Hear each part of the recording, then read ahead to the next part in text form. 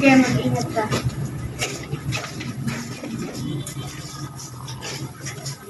Elaine, bilisan mo na dyan. Baka mahuli ka na sa eskwelahan. Ito na po, palabas na po. Halika mo na dito, aayusin ko yung buhok mo.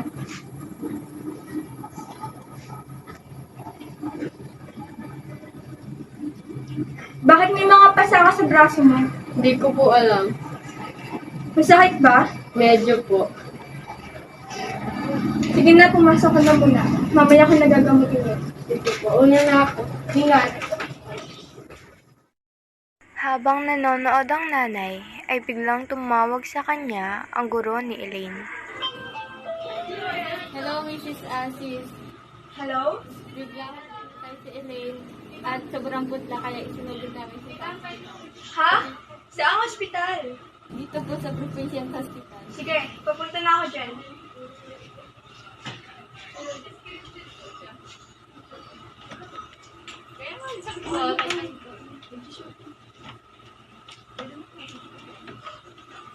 Hello?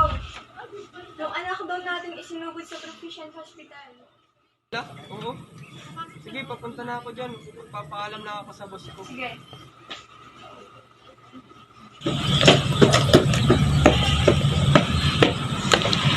Ma'am, nasan po ang anak ko? Doon po tayo.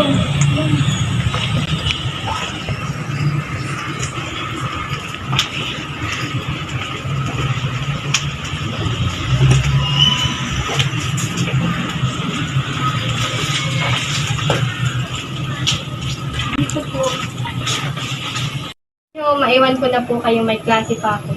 Sige po, marami pong salamat, Ma'am Candelaria. Anak? Kaya po ba ang guardian ng pasyente? Opo, ako po ang nanay. Maaari po tayo makausap sa labas? Sige po.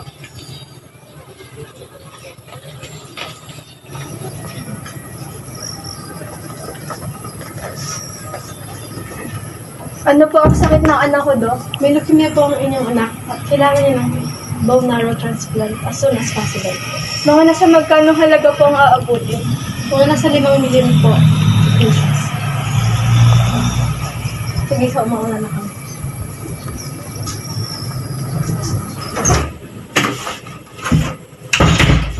Anong nangyari?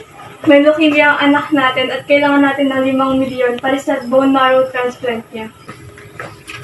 Gagawa ko ng paraan. Pangako yan.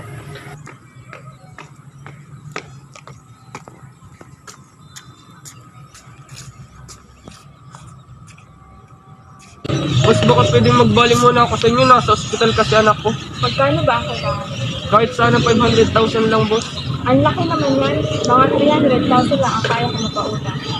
Pwede na yan, boss. Salamat po. Asis, Kyla. Yes, boss.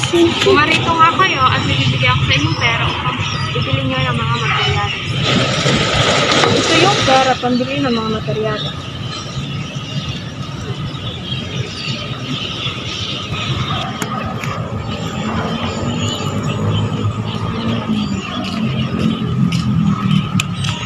Nandito sa loob ng bag yung pera, iwan ko muna sa'yo.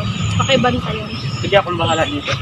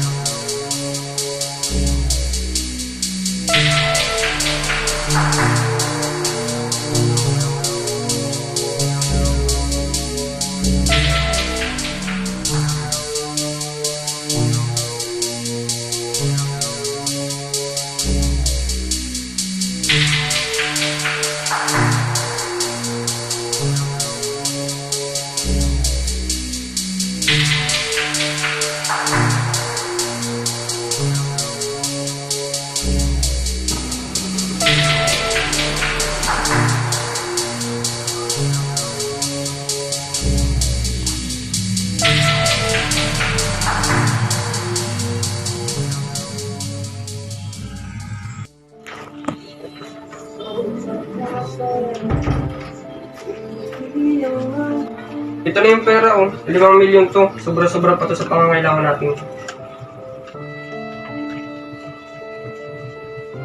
Saan mo nakuha ang ganito kalaking pera? Pera yan ng boss namin. Kinuha ko muna. Matagal pa naman kasi gagamitin.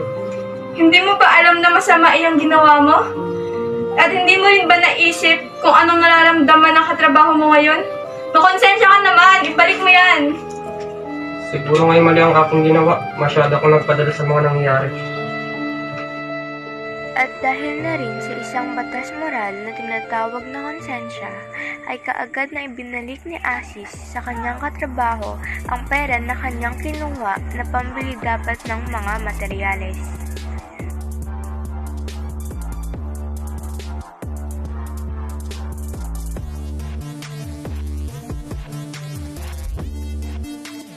May isang magandang balita naman ang dumating sa kanila.